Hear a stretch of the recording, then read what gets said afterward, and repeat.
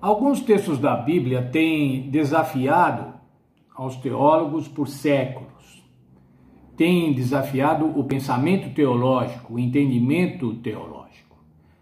Um desses textos, irmãos, ou dois desses textos, estão lá no livro de Gênesis, logo no primeiro capítulo da Bíblia, Gênesis 1, 26 e 27. Lá diz assim: então disse Deus, façamos o homem à nossa imagem, conforme a nossa semelhança. Depois ainda no verso 27, assim criou Deus o homem à sua imagem, a imagem de Deus o criou. Ainda Gênesis 5, irmãos, os versos 1 e o verso 3, nós encontramos a repetição deste conceito. Gênesis 5, verso 1. No dia em que Deus criou o homem à sua semelhança, a semelhança de Deus o fez. E o verso 3, Adão viveu 130 anos, gerou um filho à sua semelhança, conforme a sua imagem. Deus criou o homem conforme a sua semelhança e os homens passaram a criar, a produzir filhos conforme a sua imagem. Mas que imagem é essa, irmãos? Por que é que o ser humano tem a imagem de Deus? O que quer dizer essa imagem? Será a imagem física? Será uma imagem espiritual, intelectual, mental? Qual é essa imagem? Qual é esta representação de Deus que está no homem?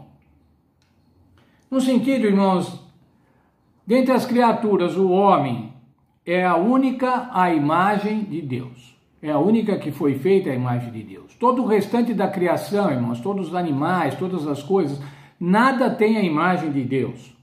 Somente o homem foi feito à imagem de Deus. Entretanto, irmãos, como todas as coisas, como muitas das coisas que Deus criou, o pecado deturpou. E essa imagem de Deus, ao longo dos milhares de anos desde a criação, essa imagem de Deus tem sido obliterada. Essa imagem de Deus tem sido desfigurada. E a humanidade hoje raramente apresenta a imagem de Deus. Portanto, irmãos, a educação, o processo de educação cristã, é a restauração, deve buscar a restauração da imagem de Deus no homem. Isso é possível? É possível, irmãos. Vimos ontem, não é? Deus quem opera tanto o querer como o efetuar. Deus pode operar essa restauração em nós. Na verdade, irmãos, usando uma linguagem agora bem técnica, o processo de educação vai trazer o homem ao seu projeto original. Qual era essa semelhança, irmãos? Qual era essa compatibilidade do homem com Deus? Era mental, ela era espiritual, ela era também intelectual, moral, ética, estética. Eu penso, irmãos, que somente com seres humanos, e somente com seres humanos, o Senhor podia se relacionar nessas bases. Numa base do conhecimento e da valorização estética, por exemplo.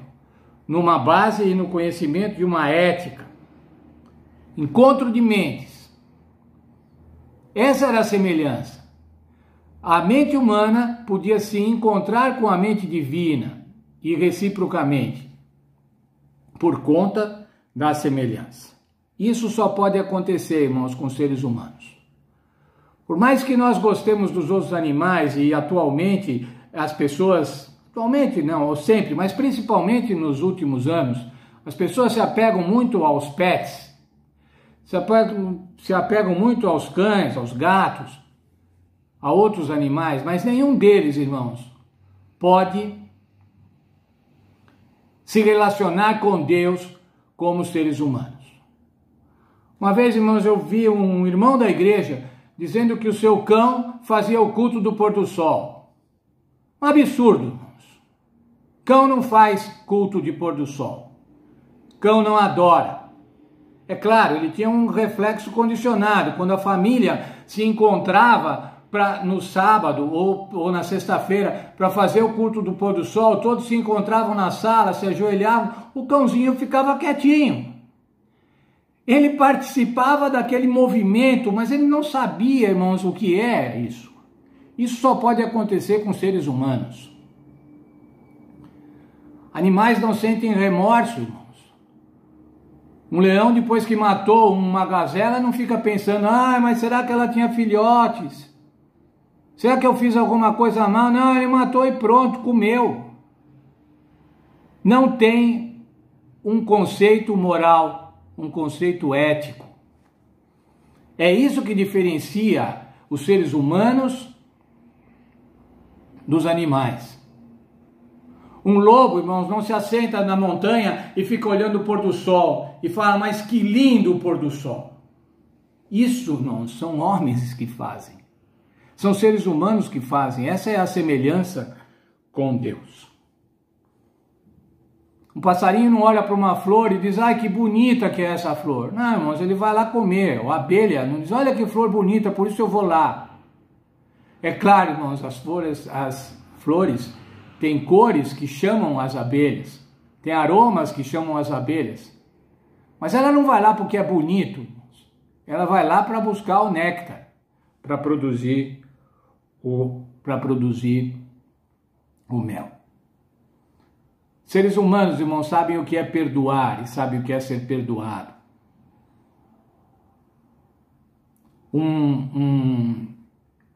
Uma galinha que teve o seu pintinho comido por uma cobra, não tem o sentimento de perdão. Vou perdoar a cobra, coitada, está no instinto dela. Então, irmãos, nós devemos ver muito bem isso. Nós somos feitos à imagem de Deus. Por quê? Porque Deus queria um relacionamento especial com esses seres que foram criados. Ele criou, projetou um ser especial para que pudesse se relacionar com ele. E nós temos esse privilégio, irmãos, de sermos raça humana, sermos seres humanos, criados à imagem de Deus.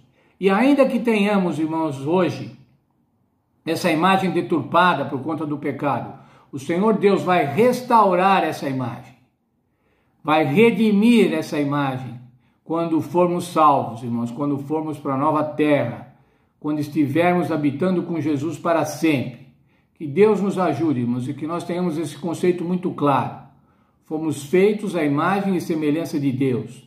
Devemos, na medida do possível, representá-lo, mas especialmente, irmãos, ter certeza que um dia vamos ter essa imagem plenamente restaurada por conta do sacrifício do Senhor Jesus Cristo.